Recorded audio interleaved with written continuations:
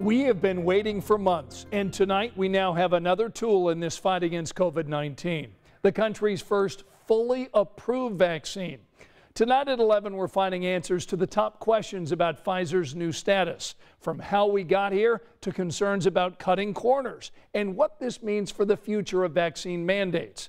So as we kick off tonight's big story, you'll notice that QR code on your screen right now. You can scan that anytime over the next few minutes to get the latest vaccine news sent right to your phone.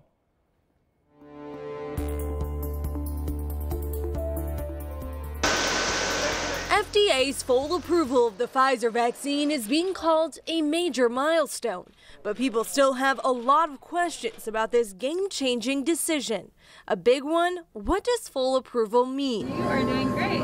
All done. To get the green light, a vaccine must have enough research to show it's safe and effective for most people. And unlike the 2 months needed for emergency authorization, full approval requires 6 months of data. It's considered the gold standard. Others are asking, was it rushed? In a way, it was. The review was prioritized by the FDA, giving them about 6 months to evaluate the data. The FDA says they used an all-hands-on-deck approach to accomplish it quickly. Sometimes reviews can take months or years. And will it lead to more mandates? Experts say full approval could set the stage for more mandates in workplaces and schools. That's because it's significantly more difficult to challenge in court, and more employers feel comfortable. Something we saw the Pentagon and New York City schools do Monday. Now that we know about Pfizer, what about the other vaccines? Moderna filed for approval a few weeks after Pfizer, and J&J said it hopes to do so later this year. So here's the big question. Will this full approval by the FDA persuade people who are on the fence to finally get the vaccination? That will be one more reason for those 90 million people who have still not gotten their first dose to say, okay, I guess it's time. Back in June, a Kaiser Family Foundation survey found about a third of unvaccinated adults were more willing to get the shot if it had full approval, but not everyone is sold.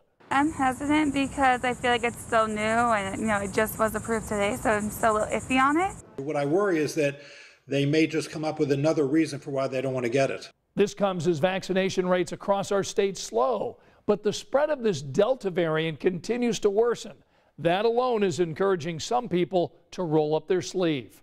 We've been hesitant on it, just kind of, I guess, out of fear, but now with the Delta variant out and things getting much worse, I feel like the risk isn't worth it, so we needed to both get vaccinated. And keep in mind, just because Pfizer received full approval for people 16 and up doesn't mean the safety reviews are done. The FDA is now requiring the company to keep studying the side effects. The most common so far, fever, pain, and headache. All right, so you hear this news and you might be wondering, what does this full approval mean for the Pfizer third dose of the vaccine? Right now, the third dose is still in what's considered emergency authorization phase, so no full approval. And the emergency approval only applies to people with severely weakened immune systems. We're still waiting on the CDC and the FDA to sign off on emergency authorization for Pfizer and Moderna booster shots. That is expected to happen in the next few weeks, with the booster rollout starting in late September. And remember, you can always access the latest vaccine news with your phone. All you have to do is text this word vaccine to 317-655-5740, and we'll text you back with several links to the latest headlines.